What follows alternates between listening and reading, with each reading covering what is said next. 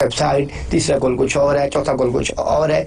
तो ये उसके गोल्स थे, ठीक है। ये क्या वो चाहता है कि इसके ऊपर अपनी ऑनलाइन बैंकिंग करना चाहता है, कुछ भी करना चाहता है जो उसके गोल्स हैं, तो आपने उसके गोल्स और स्कोप को भी रेक्टिफाई करना है कि उसके गोल्स क्या है और उसका स्कोप क्या है।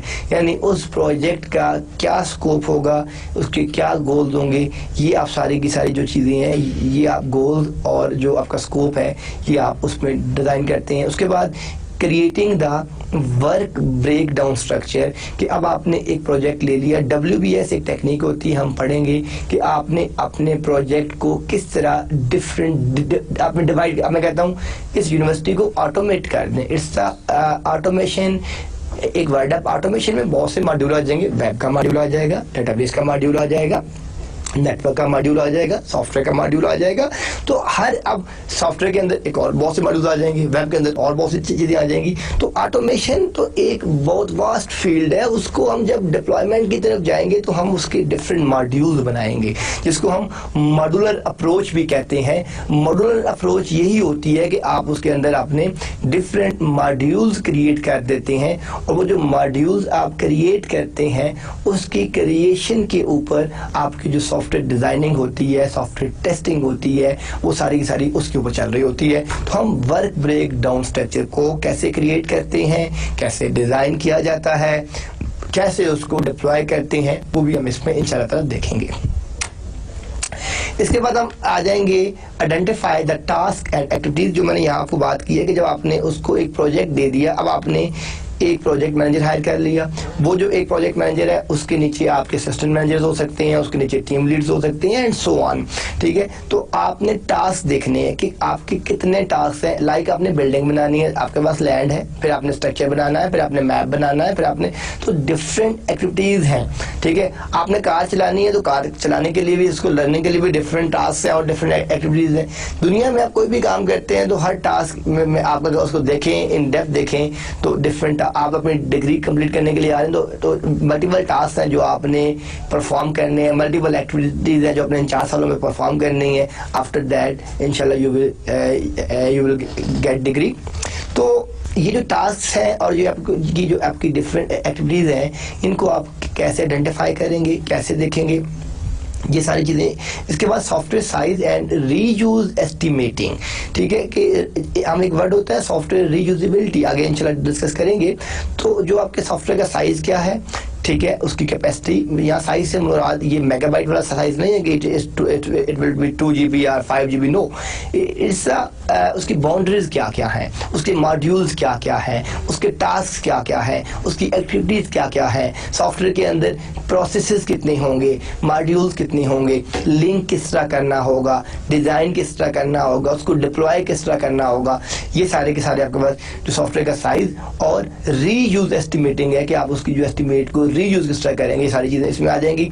Then estimating duration and cost, कि सॉफ्टवेयर की जो ड्यूरेशन है वो किस तरह, और जो उसकी कास्टिंग है वो आप किस तरीके से एस्टिमेट करते हैं, उसको किस तरीके से उसमें काम करते हैं। ये आपके पास एस्टिमेटिंग और duration and cost. Basically Pakistan के अंदर जो सॉफ्टवेयर प्रोजेक्ट मैनेजमेंट है, हम नॉर्मली, बल्कि आप पाकिस्तान क्या almost in the world, normally जो सबसे बड़ा प्रॉब्लम होता है प्रोजेक्ट फेलियर का, वो होता है टाइम लाइन।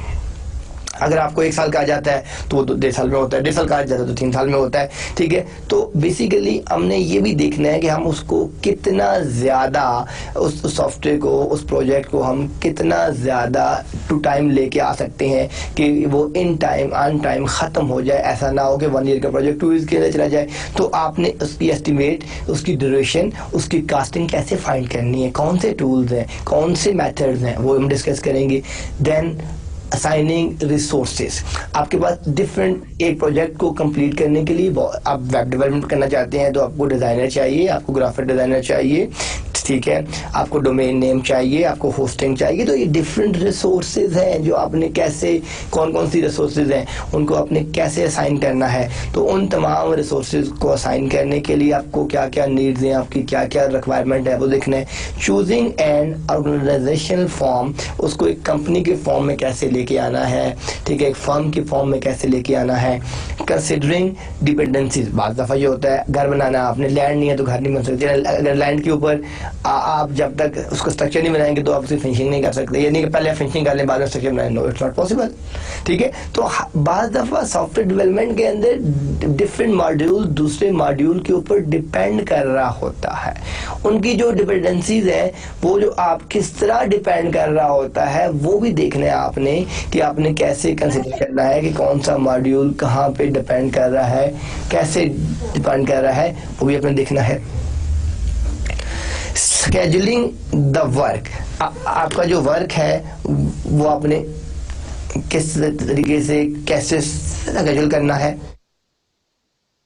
अब आपके पास जो आपके पास वर्क है, लाइक आपके पास एक टास्क है, तो आप उसमें देखेंगे कि आपका फर्स्ट आपने उसके 6 मॉड्यूल बना लिए हैं, तो जो आपके फर्स्ट मॉड्यूल है उसमें आपको कितना टाइम लगेगा, जो आपका सेकंड मॉड्यूल है उसमें कितना टाइम लगेगा, जो आपका थर्ड मॉड्यूल है उसमें वो कितना टाइम लगेगा। तो आपने अपने वर्क का, अपने प्रोजेक्ट का आपने स्केड्यूल बनाना है कि उसकी स्टार्ट डेट क्या होगी, एंड डेट क्या होगी, फिनिश डेट क्या होगी।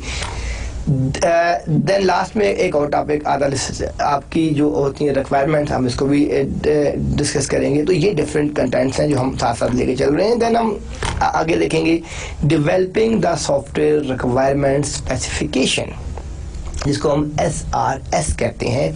आपने सॉफ्टवेयर इंजीनियरिंग में पढ़ा होगा कि SRS क्या होती है। सॉफ्टवेयर रिक्वायरमेंट देखें, सॉफ्टवेयर रिक्वायरमेंट के अंदर जो सबसे एक और फेलियर पॉइंट होता है कि जब हम अपनी रिक्वायरमेंट इंजीनियरिंग की बात करते हैं या क्लाइंट की के पास जाते हैं तो हम उससे प्रॉपर रिक्वायरमेंट गैदरिंग नहीं कर सकते, व्हाट ही और शी वांट्स, उसको क्या चाहिए। तो सॉफ्टवेयर वो तो देखें लेमैन है, एक शॉपकीपर है, वो कहता है जी मुझे वेबसाइट बना दें, बट ही डोंट नो कि वेबसाइट क्या होती है, उसको क्या क्या चीज़ें चाहिए। तो आपने उसकी ये भी देखना है कि उसकी नीड्स क्या है, उसकी रिक्वायरमेंट्स क्या है।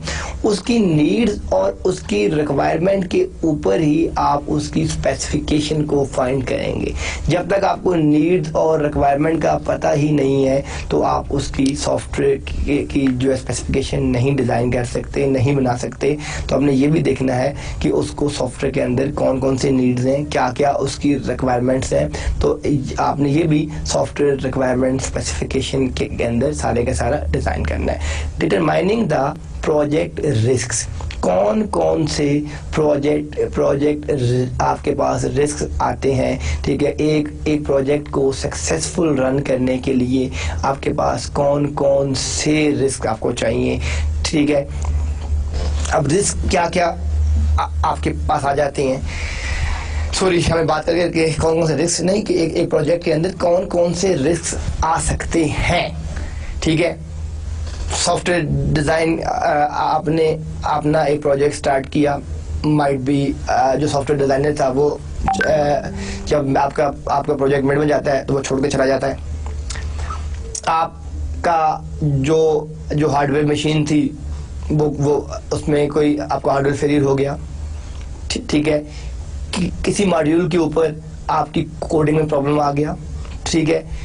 आपके पास एक प्रोजेक्ट था, ठीक है, उसको रन करने के लिए आपकी एस्टिमेशन 2 मिलियन थी, कास्ट इंक्रीज कर गई, ठीक है। डिफरेंट पॉसिबिलिटीज आ जाती हैं हर प्रोजेक्ट में। तो वो जो रिस्क्स हैं वो अपने डिटरमाइन कैसे करने हैं बिफोर स्टार्टिंग द प्रोजेक्ट, आप कैसे उनको एलिमिनेट कर सकते हैं, कैसे रिड्यूस कर सकते हैं, वो हम देखेंगे। सॉफ्टवेयर, फिर हम कुछ इसमें डिस्कस करेंगे कि सॉफ्टवेयर रिलायबिलिटी क्या होती है, वो कैसे यूज़ की जाती है, सॉफ्टवेयर मैट्रिक्स क्या है। फिर हम देखेंगे एनालिसिस एंड डिज़ाइन मेथड, कि आपके पास जो आपका एनालिसिस है और जो आपके डिज़ाइन मेथड्स हैं, ठीक है, वो कौन कौन से हैं। वैलिडेशन एंड वेरिफिकेशन देखेंगे आप, कि क्या हम देखेंगे कि आपकी जो वैलिडेशन है और वेरिफिकेशन है वो किस तरीके से हो सकती है। हम एक सॉफ्टवेयर को कैसे वेरीफाई कर सकते हैं, कैसे वैलिडेट कर सकते हैं। फिर हम इसमें अपनी प्रोजेक्ट ट्रैकिंग एंड कंट्रोल देखेंगे कि आपका जो एक प्रोजेक्ट है उसकी ट्रैकिंग क्या है, उसको आप किस तरीके से कैसे कंट्रोल करेंगे, ट्रैकिंग किस तरह करेंगे। ये सारी चीज़ें हम अपना इस कोर्स के अंदर डिस्कस करेंगे। देन कंटिन्यूस प्रोसेस इम्प्रूवमेंट, देखें कोई भी सॉफ्टवेयर होता है, आप देखें विंडोज़ ने विंडोज़ 3.1 से स्टार्ट किया, फिर 3.1 के बाद उससे पहले आपके पास दास था, फिर विंडोज़ 3.1 आ गई, फिर आपके पास विंडोज़ 95 आ गई, फिर विंडोज़ 98 आ गई, विंडोज़ 2000 आ गई, XP आ गया, ठीक है, 2000 फिर विंडोज़ विस्टा आ गई, ठीक है, फिर 7 आ गई, अब नाउअडेज 8। तो ये अपने प्रोसेस को इम्प्रूव करते जा रहे हैं। हर माइक्रोसॉफ्ट हर एक नए ऑपरेटिंग सिस्टम में नई फैसिलिटीज़ ला रहा है, नई चीज़ें ला रहा है, उनको इम्प्रूव किए जा रहा है। तो ये सारी की सारी आपकी प्रोसेस इम्प्रूवमेंट जो है वो आपने किस तरह करना है। प्रोजेक्ट की टर्मिनेशन, एक प्रोजेक्ट है उसको टर्मिनेट कैसे करना है, कंप्लीट कैसे करना है। पोस्ट परफॉर्मेंस एनालिसिस के उसकी परफॉर्मेंस के एनालिसिस भी आपने करने हैं, वो किस तरह करने हैं। रिपोर्टिंग एंड कम्युनिकेटिंग कि आपने जो डेफिनेटली देखें आपका CEO है, CEO के नीचे डायरेक्टर्स हैं, डायरेक्टर्स के नीचे प्रोजेक्ट मैनेजर है, उसके नीचे आपका असिस्टेंट मैनेजर है, टीम लीड्स हैं, सॉफ्टवेयर डेवलपर्स हैं, सिस्टम एनालिस्ट हैं, प्रोग्रामर्स हैं, ठीक है, वेब डिज़ाइनर्स हैं, सो ऑन। तो ये एक कंपनी की हायरार्की है। जैसे यूनिवर्सिटी है, आपका डायरेक्टर, देन वाइस चांसलर, फिर वाइस प्रेसिडेंट के बाद डायरेक्टर, डिप्टी डायरेक्टर, आपका additional director and so on. तो ये एक आपकी हायरार्की है एक कंपनी की जो आप यूज़ कर रहे होते हैं, तो आपने कैसे लेके चलना है। Legal issues in the software, Pakistan के अंदर एक और बहुत बड़ा प्रॉब्लम है सॉफ्टवेयर डेवलपमेंट इंडस्ट्री के अंदर। आप देखें कि पाकिस्तान में जो सॉफ्टवेयर इंडस्ट्री है वो डे बाय डे उसमें जो प्रॉब्लम्स हैं सबसे बड़ा वो है कॉपीराइट का। आप देखें हम मार्केट में जाते हैं तो 30 रुपीज़ की DVD भी लेते हुए सोचते हैं कि ये लें कि ना लें, ये सॉफ्टवेयर तो उस सिटी में घर में पड़ा हुआ है, वो है। लेकिन बाहर आप अगर एक डॉस भी परचेज करते हैं, एक WinZip भी परचेज करते हैं तो यू हैव टू पे फॉर लाइसेंस। दैट्स वाई हम लोग वहाँ से हमें काम मिल रहा होता है, हम यहाँ से बना के कर रहे होते हैं। तो पाकिस्तान में जो सॉफ्टवेयर इंडस्ट्री का जो फेलियर है उसमें सबसे जो मेजर इशू है that is copy rights. Pakistan में कोई कॉपीराइट नहीं है, ठीक है। अगर कॉपीराइट्स हो जाएं तो सॉफ्टवेयर डेवलपमेंट की बहुत डिमांड है पाकिस्तान के अंदर, बहुत काम है पाकिस्तान के अंदर, लेकिन प्रॉब्लम इज़ दैट कि we have no copyrights unluckily. तो हम इसमें देखेंगे लीगल इश्यूज़ क्या हैं कि जब आप सॉफ्टवेयर डिज़ाइन करते हैं तो उसमें क्या क्या आपके किस टाइप के लीगल इश्यूज़ आपके आ सकते हैं और आप उन इश्यूज़ को किस तरह रिमूव करेंगे और कैसे ठीक करेंगे। तो ये हमारे कोर्स कंटेंट्स हैं जो हम इंशाल्लाह इस कोर्स में डिस्कस करेंगे। So now we will start our first lecture, software project management. Software project management का हम इसको स्टार्ट कर रहे हैं। फर्स्ट लेक्चर से पहले हमने कोर्स कंटेंट्स डिस्कस किए, आपको अपना इंट्रोडक्शन बताया, ठीक है, आपको डिफरेंट चीज़ें हमने उसमें डिस्कस की। तो नो हम इसको फॉर्मली स्टार्ट करते हैं। What is software project management? Different देखें कंप्यूटिंग के अंदर जो डेफिनेशन है बहुत ओवरलैपिंग है। आप लिखते हैं नेटवर्क की बेताशा। नेटवर्क की बेसिक डेफिनेशन क्या कहते हैं? Communication between two or more than two PCs. Network के कुछ लोग शेयरिंग रिसोर्सेज कुछ तो जस्ट लाइक आपके पास बहुत सी डेफिनेशन हैं, बहुत सी चीज़ें हैं। इसी तरीके से सॉफ्टवेयर इंजीनियरिंग में भी आपकी डिफरेंट डेफिनेशंस हैं, डिफरेंट कंसेप्ट्स हैं। तो हम वो काउंटर करते हैं कि आप किस कंटेक्स्ट में बात कर रहे हैं, ठीक है। तो अभी जो हम सॉफ्टवेयर इंजीनियरिंग की बात कर रहे हैं वो हम सॉफ्टवेयर प्रोजेक्ट मैनेजमेंट के कंटेक्स्ट में बात कर रहे हैं। 1968 the notation of software engineering was first proposed at the conference held to discuss what was called the software crisis. 1968 and now is 2013। तो आप देख सकते हैं कि almost 45 years before ये एक कॉन्फ्रेंस हेल्ड हुई जिसमें ये डिस्कस किया गया कि सॉफ्टवेयर के जो क्राइसिस है, ठीक है, उसको हमने नाम वाज कॉल्ड द, एक कॉन्फ्रेंस हुई उसका नाम क्या रखा? Software crisis. The notation of software engineering was first proposed. ये कब हुई थी? ये सॉफ्टवेयर इंजीनियरिंग की जो नोटेशन प्रपोज हुई थी दैट वाज इन 1968। उस कॉन्फ्रेंस को हमने सॉफ्टवेयर क्राइसिस का नाम दिया था। आप ये देखें कि ये हमारे पास, क्योंकि सॉफ्टवेयर प्रोजेक्ट मैनेजमेंट पढ़ने से पहले आपको पता होना चाहिए कि सॉफ्टवेयर क्राइसिस क्या है and why we need software project management and how we can deploy on our real softwares. तो इसके लिए पहले जब तक आपको ये नहीं पता होगा कि सॉफ्टवेयर क्राइसिस हैं क्या, किस तरह के क्राइसिस हैं, कौन कौन से क्राइसिस हैं, कैसे आप उनको यूज़ कर सकते हैं, तो आप वो नहीं देख सकते। हम यहाँ से स्टार्ट करते हैं। It's a software crisis, sorry, in 2005 आपके पास कनाडा की कंपनी थी, ठीक है, उसको आप देखेंगे कास्ट इन, ये जो हमने ईयर, ये हमारे पास कंपनी और ये हमारे पास आउटकम। तो अगर हम इसको यहाँ से देखें तो आप देखें 1902 में आपके पास एक जो कंपनी थी बजट रेंट आ कार के नाम से, उसको $165 मिलियन, ठीक है, यानी आप ये देखेंगे ये outcome cost in USA dollars में है। तो ठीक है, travel reservation system cancelled after $160 million is spent. It's a huge in 1992 में आप देखें $165 million का प्रोजेक्ट कैंसिल कर दिया गया। Traveller, just software crisis, just आपकी प्रॉपर मैनेजमेंट नहीं थी। 1903 में आप देखें, ठीक है, $61 million बस रिजर्वेशन सिस्टम क्रैशेस, ठीक है, contributing to revenue loss of $61 million। 1903 में आप ये देखें लंदन में, ठीक है, आपके पास $11.25 मिलियन, ठीक है। 93 में फिर आप एक और 133 मिलियन। देन 94 में आपके पास जो है DMV system cancelled after $44 million. यानी एक प्रोजेक्ट स्टार्ट होता था, उस पर इतने पैसे लगते थे, देन हम उसे कैंसिल कर देते थे।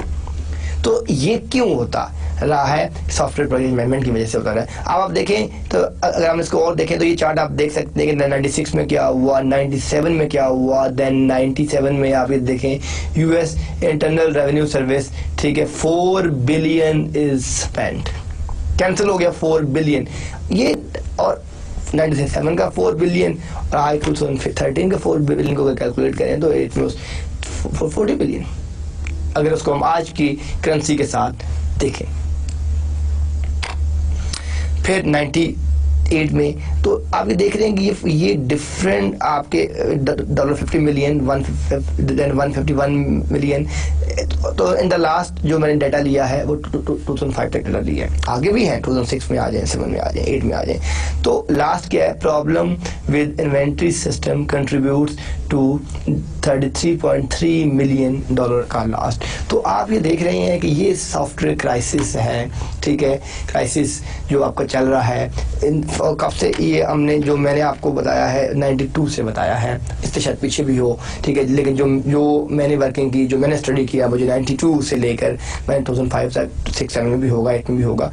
तो आप ये देखेंगे ये सारे का सारा क्राइसिस क्यों आया। इस क्राइसिस के आने का एक्चुअली प्रॉब्लम कहाँ से रेज हुआ, इशू क्या था? इशू ये था कि जब आप अपना सॉफ्टवेयर का कोई भी प्रोजेक्ट मिला तो आपने उसको प्रॉपर प्लान ही नहीं किया। Yes, start it. No, never. कभी भी किसी भी प्रोजेक्ट को इस तरह स्टार्ट मत करें कि आपको प्रोजेक्ट मिला, आपने उसकी, तो इसीलिए कहा जाता है कि जब भी प्रोजेक्ट मैनेजमेंट क्यों आई, सॉफ्टवेयर प्रोजेक्ट मैनेजमेंट का वर्ड क्यों, basically it's a project management है। सॉफ्टवेयर को हम क्यों कह रहे हैं कि ये सॉफ्टवेयर से रिलेटेड है, तो हम इसको कहते हैं software project management. Project management तो हर चीज में है ना। प्रोजेक्ट मैनेजमेंट जो आपके पास एक इंटरनेशनल कोर्स होता है, did in 2007, PMP, project management professional. आप just go on the Google and write down PMP तो आपको मिल जाएगा। तो PMP आप देखें तो प्रोजेक्ट आपकी हर चीज में प्रोजेक्ट मैनेजमेंट है। टेलीकॉम कंपनी में, डेटाबेस कंपनी में, हार्डवेयर कंपनी में, ठीक है, सिविल इंजीनियरिंग में, इलेक्ट्रिकल इंजीनियरिंग में, हर जगह आपको प्रोजेक्ट तो कोई भी हो सकता है। एक कंपनी टीवी बना रही है तो वो भी तो एक प्रोजेक्ट कर रही है ना। एक कंपनी एयर कंडीशन बना रही है वो भी एक प्रोजेक्ट कर रही है। एक कंपनी बसेस बना रही है वो भी एक प्रोजेक्ट कर रही है। एक कंपनी एरोप्लेन बना रही है वो भी एक प्रोजेक्ट कर रही है। तो ये जो आपके पास डिफरेंट प्रोजेक्ट्स हैं, इन प्रोजेक्ट को प्रॉपरली मैनेज किस तरह किया जाए कि बजाय जिस तरह आपने ये सर्वे देखा, इस सर्वे में क्या देखा हमने कि कंपनीज स्टार्ट करती थी, after some time big loss, वो उस पर पैसा उस पर इन्वेस्ट करती थी और उसके बाद वो फिर हो जाता था।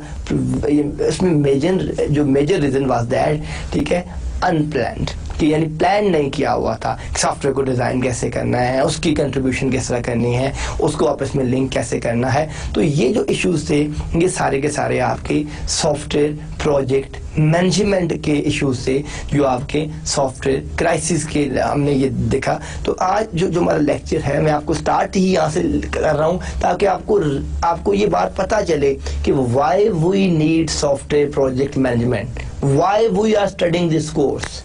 द रीजन दैट ये जो लॉसेज हैं, ये जो अनप्लान्ड है, हम स्टार्ट कर देते हैं, हम उसको प्लान नहीं करते, ठीक है, उसकी स्टार्ट डेट क्या है, उसकी फिनिश डेट क्या है, ये जितनी भी चीज़ें हैं ये जितनी भी चीज़ें हैं इन तमाम चीज़ों को आपने किस तरीके से मैनेज करना है, कैसे मैनेज करना है, कैसे रन करना है, ठीक है, आपने अपनी प्लानिंग किस तरह करनी है सॉफ्टवेयर प्रोजेक्ट मैनेजमेंट की। ये सारे की सारी जो चीज़ें हैं ये हम अपना इस course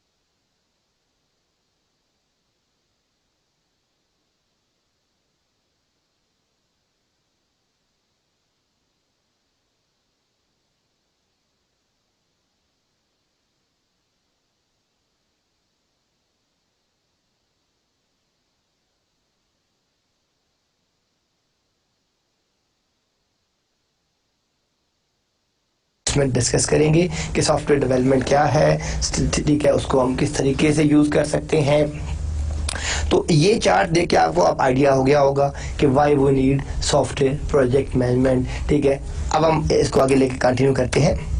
software and economics. Again, the worldwide industry in 2000 was $300 billion. Almost I think so it will be $25,000 billion. ठीक है, but I'm not sure. ठीक है, लेकिन आप इसको सर्च करके चेक कीजिएगा गूगल। ये आपके पास in the world wide software industry in 2000 was $300 billion. The worldwide package software industry for all platforms was $220 billion in 2005.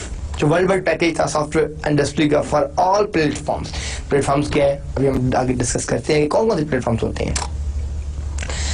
United states को अगर हम हिस्ट्री देखें, बेसिकली इस कोर्स को स्टार्ट से पहले मैं आपको ये सारी चीजें बताना चाहता हूँ ताकि आपका विजन क्लियर हो कि why we need software project management. तो in the United States is estimated to hold just under a 50% share of the world market. तकरीबन जो वर्ल्ड मार्केट की हम बात कर रहे हैं 50% जो उसका शेयर है वो यूनाइटेड स्टेट की मार्केट ने होल्ड किया हुआ था। क्या हुआ है? The package software market in the United States is estimated at nearly $90 billion. Of this $82 billion is business software. Total जो है वो 90 बिलियन है और इसमें से 82 बिलियन जो डॉलर है वो is business software, $5.5 billion is home use products and $600 million worth of software is designed for schools. तो ये जो हमारे पास हम बात की कि 90 बिलियन किस चीज़ के लिए है, 82 बिलियन किस चीज़ के लिए है, $600 मिलियन किस चीज़ के लिए है। इंडिया हमने अब यहाँ पे हम सॉफ्टवेयर इकोनॉमिक्स देख रहे हैं डिफरेंट कंट्रीज की। इंडिया में अगर आप देखें तो 99 से 2002 में $5.7 billion, 34% growth, 10% of total exports. ठीक है जी। 2006-7 में आप देखें $31.1 billion in the software and services export and 2007 to 8 $40.4 billion, a growth of 29% from 2006 से 2007। ये सोर्सेज आप कहाँ से मैंने ये डाटा लिया है? Business recorder, August 9, 1998, the financial express, Jan 30, 2001। अब हमने यहाँ से हमने स्टार्ट किया। हमने ये कहा कि क्राइसिस के बाद हम लोग आ गए सॉफ्टवेयर एंड हमने इसमें हमने देखा, आपने यूनाइटेड स्टेट्स को देखा, फिर हमने इंडिया को देखा और now we come to Pakistan. 2000 Pakistan share in the global software market is $60 million, business recorded December 13, 2000। ये यानी पाकिस्तान में आपके पास in the year of 2000 $60 million का शेयर था। टोटल इंडस्ट्री साइज जो हमारे पास था दैट इज $2 बिलियन, यानी ये टोटल जो इंडस्ट्री साइज है दैट इज $2 बिलियन।